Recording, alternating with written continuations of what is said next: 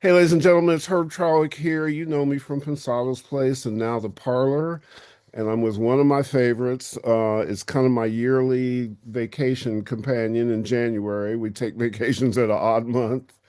John Mlynczak, the president CEO of NAMM, somebody who has come in over the last 3 or 4 years and done an amazing job through a tough time of taking the biggest music organization with an incredibly challenging scenario every year, and we're about to launch another one. John, how are you, man? I'm great, Herb. Thank you so much for having me. It's always great to talk to you. It's always great to talk to your amazing audience. Um, yeah, it's been a wild year. We have an amazing NAMM show coming up, celebrating 125 years of resilience and all kinds of great stuff. So where do you want to begin, my friend? It's 125 years. 100. Yeah, we don't look, I look pretty good, right? We've Yeah. 125 years since 1901. And get this, quiz. Why was NAMM founded? It was founded by a group of piano dealers in Mm, 1901. There's no hmm. record player. It's 1917. I have one over here, the Victrola talking machines, 1917. Wow. So you wanted to listen to music, you had a piano and you had sheet music, and 25% of people played piano proficiently, and that was part of the world we lived in. Yeah. Piano dealers formed an association to ensure that they, as a group of retailers, agreed to sell reputable brands of products in the US because the problem at the time was there were a lot of Chinese import pianos coming in to the Amazing. US. It's a good thing today we don't have anything like that happen in our industry. Sure. Sure. And you know what the corollary was in the movie business was United Artists. They Hmm. got together to make a US based kind of picture thing that will, oops, let me just do this. My power just went on my light. Okay, I'm still, yeah, you can see me. I see. Um, so but anyways, it's amazing what happens when people say, let's find a way, or they use their ingenuity. It's part of what I like about creative people. If there's a problem, we'll find a way through it. And then through resilience and care for our art, we build something that lasts. And here we are 125 years later. Um, since I've been involved with NAMM, and you guys have been just a tremendous partner, I've watched so many things happen that, again, NAMM was resilient, whether it was COVID or AI or music downturn or streaming. There was all these buffeting, sort of turbulent winds, and we just ride through it and find a way to get to the other side. It's part of the mission, right? And I think that's, thinking a lot about the history. We've been reading a lot about past timelines and what we're going to celebrate. Being founded on companies coming together, realizing that they're stronger together than Hmm. apart. And that's been a common theme for a very long time. Yeah. And we recognize, as big as we are today, it's not 52 piano dealers in New York in 1901. It's 4,000 plus global companies, in Yes. 125 countries, all that, Um, we still recognize that these companies look to us to ensure that the greater we is working together. And I think that's what make NAMM special. And that's why, you think about trade shows in general in any industry, Hmm. there's not a lot of industries. And quite frankly, I can't think of one, but just because I don't know it doesn't mean it doesn't exist, you know? Hmm. So I can't think of another industry where the name of the association is interchangeable for the spirit and the heart of the entire industry. Like Well people put. say NAMM, and sometimes they mean a show, sometimes they mean an association, sometimes foundation. But most of the time, they just mean like our industry, NAMM. The I could Automakers Association doesn't have that. The exactly. Plastics Manufacturer and Technology Association doesn't have that.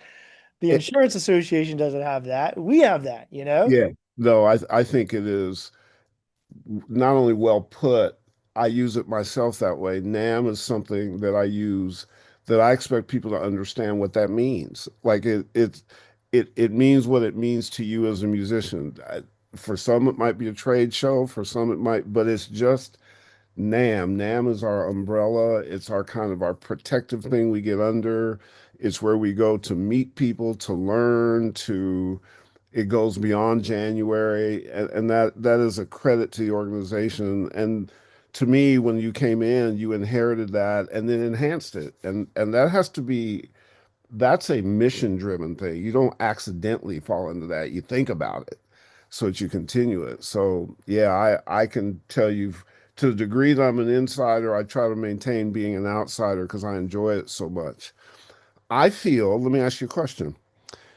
I feel like we're in an era, part of what we're in this era is the era of influencers and how to utilize influencers in such a way so that one, the influence is impactful, but it's also that it's good, so that you're selective amongst the influence. Do you find influencers to be a key piece of NAM?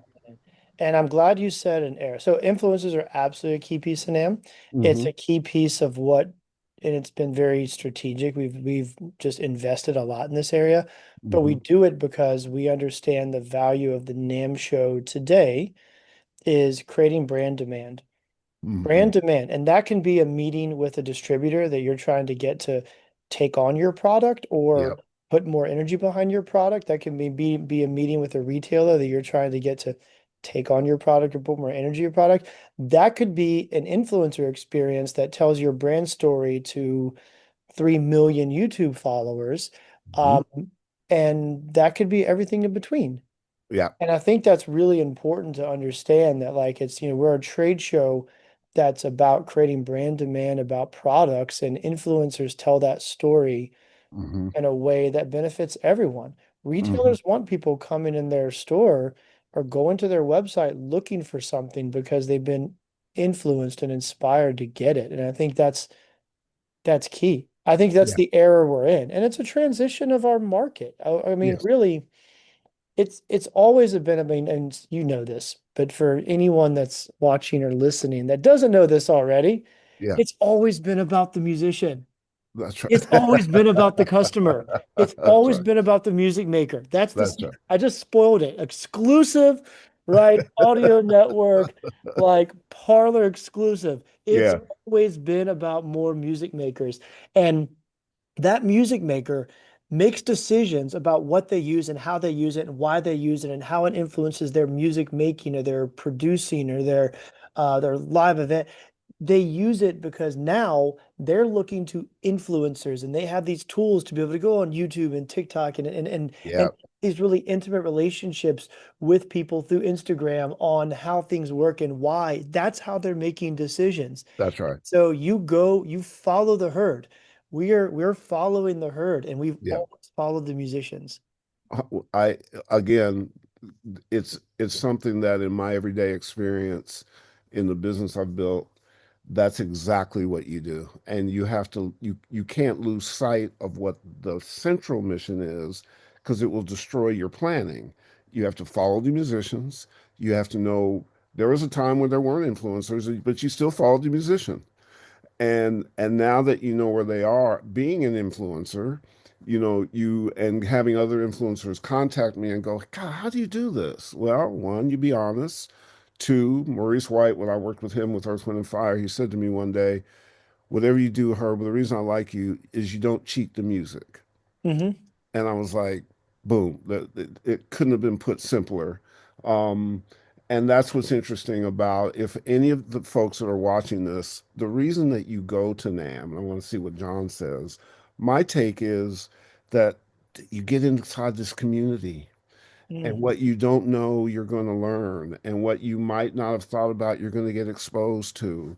And you can go ask somebody a direct question. It's a hands-on, interactive process. It's not like watching people in a cage and you can't get to them. You can talk to them and you can find out stuff and you can help your career, you can help your creativity, you can help your education. Is that a fair I assessment? love it. And yeah, I love the idea of like watching, like you're not watching a show, you're in the show. I think I'm Yeah. going to steal that from you because it's not like you're in the VIP front row seats. Like your NAM is the stage. And I think Yes. our industry wants everyone to be successful. And there's an energy around coming together that NAMM's always generated that's like, we're all here to try to make our year, to try to get successful. We're all here to make everyone successful. So there's, you could put a community of people because we think about community a lot. We're not Mhm. 70,000 people. We're 71,000 person communities that we have to cultivate and help find their people. Yeah, That community could all agree to get together in Toledo, Ohio in February and meet up. But what they don't have is like this incredible spirit and energy around like everyone walks into the NAMM show. Everyone at the NAMM show is open to meeting new people, is yes, receptive to having any conversation about any opportunity, big, small, or otherwise. They want that. They're like hungry for it. And I think yes, that's part of the energy. I always say you go to NAMM to seize the opportunities you know you have in front of you, you leave NAMM with more opportunities than you knew existed. 100%, 100%. It changed. I can speak personally to that for people who are watching. When I first went to NAMM, I went just to go assist my partner. We were starting this little podcast called Pensado's Place, and it consumed me in such a way that I've gone 15 straight years from an accidental, let me just go down and be supportive. And I always knew about NAMM, but I used to think NAMM wasn't for me till I went. And I went, oh, hell, I've been missing this all this time. And now would never miss it. That is so correct. And one of the things that, again, which you may or may not know, one of the things when I talk to your trusty lieutenants, Pete and Zach, they say to me, Herb, come up with something unique. Just come up with something unique. I was like, so I spend all my time, like in October thinking, what might not be there? What could I come up with? So I'll tell you what we came up with this year, which you probably don't know. So I'm doing one panel on the process of artist development. We're going to actually show it. We're tracking an artist and a brilliant producer named Cosign from Chicago who gives TED Talks and a bunch of stuff.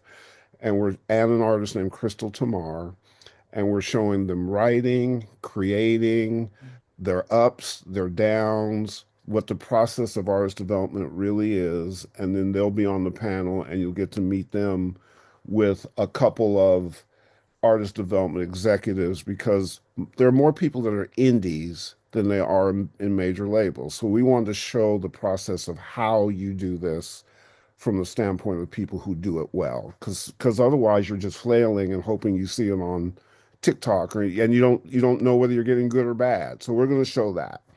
I Um, love it. I love that angle. You look at like just sheer audience size at the NAMM show, mhm. exhibit, I mean, just like we have so many micro categories, but in like the big ones, Yeah. exhibitors is number one, Yep. retailers, buyers, distributor, that buyer category who's people there, that's number Yep. two. The Yep. third is artist. That's a third largest audience. And that's There the you go. glue because these products look beautiful in a booth and in a showroom and everything. But like until you see them, in the hands of a true like artist. Yep. And so, the artists, I love the fact that you're showcasing artist talent because we want the artist community to go to NAMM not just to see the latest and greatest and get Exactly. endorsement deals, but we want them to be cultivated with their art. You're Yeah. providing our Absolutely. key audience more value. That's why Yep. I Yep. appreciate you always, my friend. Well, same here, and I want the audience to see that a guy who's president, CEO, and his hands are full of managing people and budgets and all that kind of stuff cares about the artistry. Not all do, and John always has. The second one we're doing, which Pete loved, most people loved, I'm going to do a panel on praise and worship. Yeah, the House of Worship audience is the amount of music that happens in this country on a Sunday morning. Scary. I read a statistic, I don't know if it's still true, but it was true at the time that more people are exposed to live music on Sunday morning than on Saturday night in this I think country. that's true.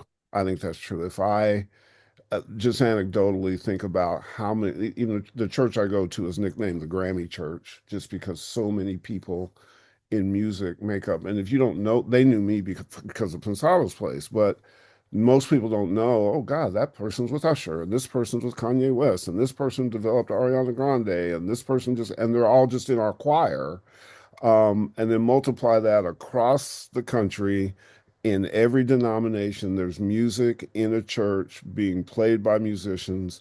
I know artists that now tour churches Hmm. because you can tour mega churches. It's 18,000 seats. That's the same as Crypto Arena. And it's a built-in audience. So we decided, so Pete flipped. He was like, yes, that's a great idea. So we're talking to some gospel superstars and we're gonna pull off a nice two nice ones for you, John, just so you I know. love it. I Yep. appreciate it. Add value. And I think the other thing that we think a lot about and why this partnership works is, and what NAMM is really about, and what we've had to really dig around and say, what you talked about, you talked earlier about like reinvigorating the NAMM show and what that means for us and how you do that. It's really, I think the first thing I said is let's not focus too much on what we think's not working, because also we're coming out of a pandemic, so like Yeah. the data around everything is skewed. Let's focus on pouring gasoline on what is working. And Hmm. I think that will help us tell. Like that's it. So that's been the strategy. And I think what I want to get to here is that empowering our partners to add value in ways that only they know Hmm. is key. And so what you just described is using your expertise and your audience and your reach to give value to two distinct audiences at the NAMM Show, House of Worship and Artists, Yep. a way that you're driving, but NAMM can be a platform for empowerment. I think that's the recipe that's really working because we Come. don't know everything. We're a platform business. We don't own anything. We lease you know, a city block for 2 weeks a year. Hmm. We Hmm. don't own the carpet. We don't own the booth. We don't own anything. Hmm. But Hmm. we create a platform experience and empower everyone to make the most out of that platform. I I I am living proof of that, and that Yeah. my knee-jerk reaction to a lot of whatever we've done that's successful, I'm proud of. Didn't do it alone, but as kind of the guy that thinks of stuff up. But what makes it successful is good partners. Hmm. And my knee-jerk reaction when we talked before we started doing this is, let me see how maybe NAMM could partner on this. Like it's always where I come from first because we've been able to make it work for each other, which then makes it work for our audience and for our vendors and for our partners and our constituency because it's coming from the right place. I know plenty of people who wanted to partner with me and they weren't coming from the right place and they were going to skew what I wanted to do. And I want to keep it honest. It's paid off in keeping it honest and keeping it musical.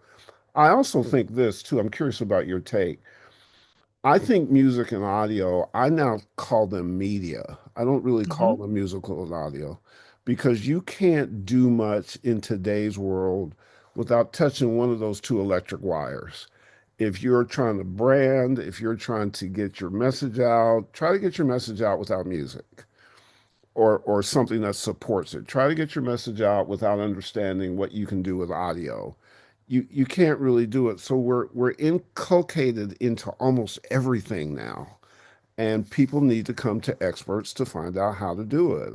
I have a lot of people say, oh, yeah, I'll just throw some music on it. Well, throw some bad music on a good message and you skew the message. The message gets messed up.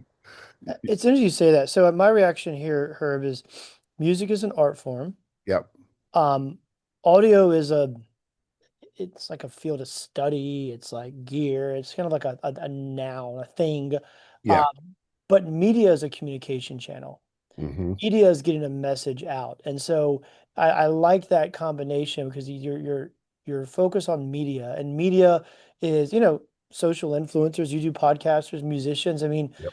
media gets a message out. And back to the spoiler we broke live exclusively on the Parlor is it's about the musician. And if media gets that out there, Hmm. but you're right, it's also a combination. I mean, it's interesting too. You think about like audio specifically, like the field of study and like Yep. the the pandemic when everyone was a podcaster, because we all had to be, we had to Yep. be Zoom Had experts. to be.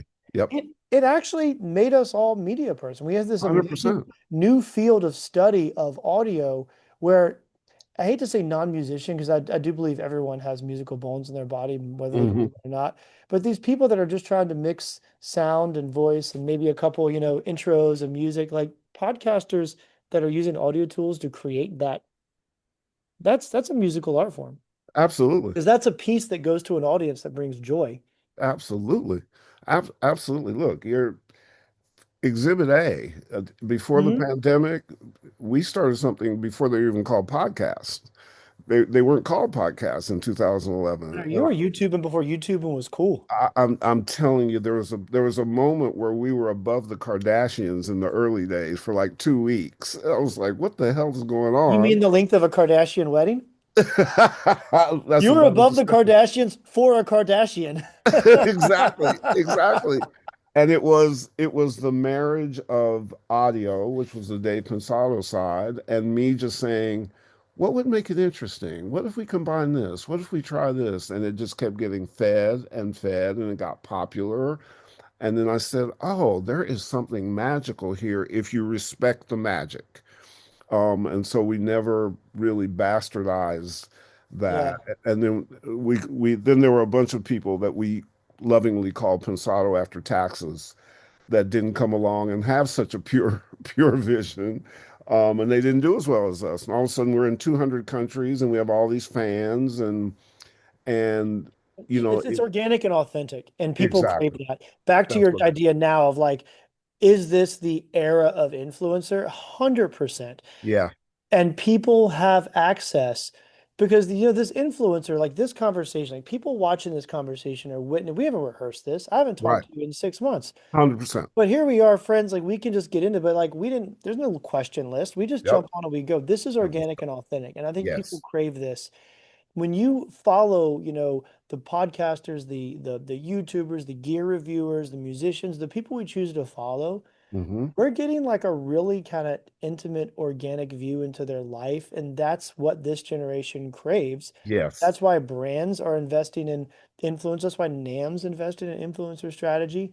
And again, it took an evolution of technology and to get us to a place where we are now. Yeah. But it's a cool time. I mean, I know there's a lot of threats to stuff and quote traditional media or whatever, but I mean, I'm looking at a 125-year history here. Evolution's happened before. I mean, it's happened again. Hmm. Can I tell you my favorite story about evolution and threats? Please. So I've been reading pivotal moments in history, and we have a lot of archives. NAMM has always been good. The generations and generations and generations before me have been so good at record keeping as an association. So there's a time in history where we have a lot of information from copious, really detailed minutes of board meetings. Yeah. And the board Mm. meetings discussed a lot of things. So I've read these, and they're old, like typewritten documents. They can be like a VCR manual at some point, but they're still pretty great to get insight on. So I kind of went back to when the internet came out. Wow. This is like late 80s, the first iteration of the internet. Yeah. So before the internet, the biggest concern was the 800 number. This is a few decades before the internet. Yeah. The 800 number was one of the biggest concerns to the threat of business because a customer could toll free call any store to talk to someone across state lines and get Mm-hmm. info and pricing, all that. Before, every territory was pretty much like landlocked, Hmm. And the Hmm. 800 number, there were all these kind of fights of the past of like, you advertised in my state with your 800 number, blah, blah, blah. So we'd kind of gotten past that word. Then think as the internet comes out. Mm. And you remember like Internet 1.0, which was like everything center justified on like a Yep. single landing page. The Yep. first versions of the internet were phone book. Why do we call them web pages and not web experiences? People Wow. use the internet to create what they made faster horses, right? The first people made faster horses. I want to take a page and I want to build a landing page, and we still use archaic terms, and I want to make it super center justified. I'm going to waste all the screen side on the left and right to make a center column Wow. because it looks like a phone book ad. Unreal. And there was a meeting where someone brought up this thing called the internet is going to kill our businesses because it's so easy for people to go to the internet to get the 800 number now. Wow. So e-commerce, Amazon, Tomon, Sweetwater, I mean, e-commerce wasn't even, it was because the 800 number was now so easy to find. Unreal. That's why they thought. So I take that and I think to myself, all right, we need to take a lesson because we now know why internet changed the game. And we also know that the amount of musical instruments and thriving, and you have the internet has empowered more people to learn and access and create. There's so much more access. Yeah, We wouldn't have influences, all of that. We see where it went. So let me the hot topic now. AI is like the hot topic of the hour. Or right, should I say generative AI? Because we've been right. using digital plugins for a while that For a long time. Yeah. but this whole generative AI, Claude, Chat, all of our friends, my friend Claude, my friend Chat, my friend Haiku, I got lots of friends now. Exactly. But I think we're in the 800 number phase of AI. And someone's going to figure out what the really innovative thing, and what I think the first glimpse of that is our friend Broken Rust. Ah, And I'm ah, going to go there because yeah. our friend Broken Rust did something interesting. I'm on a lot of national boards. Of course, we're, on National Music Council, et cetera, et cetera. The conversation about AI has been threats to creator rights, Hmm. threats to, imitation, threats to jobs, all of this stuff. It's been the conversation about AI is about preventing threats to what was. And we're all over here trying to prevent people from, you know, you know, exploiting creator rights and blah blah. And just like we've seen every time in the past, we're all in the little pile in the cartoon, and Bugs Bunny crawls out and sits on the tree eating a carrot. It's like, what are y'all doing? Figures out a new path. Somebody generates something that never before existed, an AI artist that's not infringing on anyone's creative right. Yep. It's new, authentic, and all of a sudden gets the top of the Billboard country charts. Yeah. Unbelievable. And we're all sitting here worried about this thing, the 800 number. Oh, Right. it's going to infringe upon the thing of the past and make that. And someone comes out, just like we saw with the internet, and you see like, Sam Ash and Sweetwater and Toman, some of these early adopters of the internet that created websites and started blowing up on e-commerce in a really powerful way. Yeah. We just saw it. AI is creating new, and it's creating in a formula that the people want.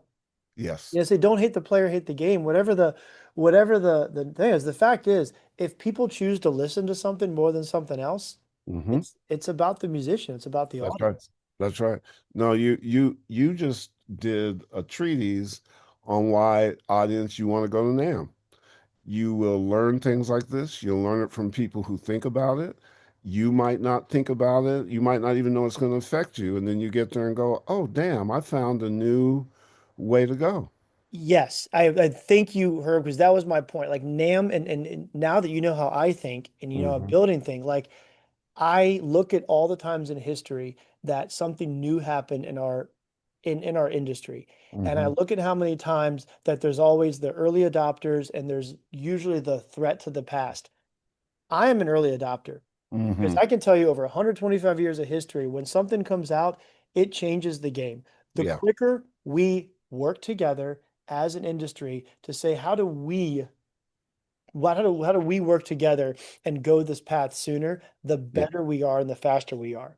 Because we're 100%. not just competing with each other, we're competing with every other piece of attention that's competing for consumers. That's right. That bass player that I want to keep playing and playing in that band and showing up, that bass player has to invest time, has Yep. to invest energy, has to have money. They need more pedals. They need a compressor before the pedal chain and after the pedal chain. They need That's right. multiple. I mean, how many you just keep buying? That person needs to be motivated. And yeah, there's another industry that wants that person to take cruises. There's another industry that wants that person to Hmm. buy cars. There's another industry Hmm. that wants that person to go running. We're competing. That's right. So if we work together and just make sure that we're all working together to make music makers, and when you get to the NAMM show, and the reason you go to the NAMM show is you'll see this energy and you'll feel this energy, Hmm. and you'll walk away and say, we are an industry. We are innovative. Hmm. We are future focused. And like that's the type of mentality that I think NAMM's always had. And we continue to have that just with, different technology and different tools. It is, as a guy who's been in the business for a long time and been to every show and been to part of every trade thing, NAM by far, without question, is the one place that I tell people you have to go. People should know that even if you don't come specifically to Anaheim and you're in a different country, you still can be involved. You can get the NAMM app. You can visit things. That's the best way for somebody internationally to deal, right? To Well, yeah, I mean, we also have a large, I mean, we have people from 125 countries. We have multiple international receptions.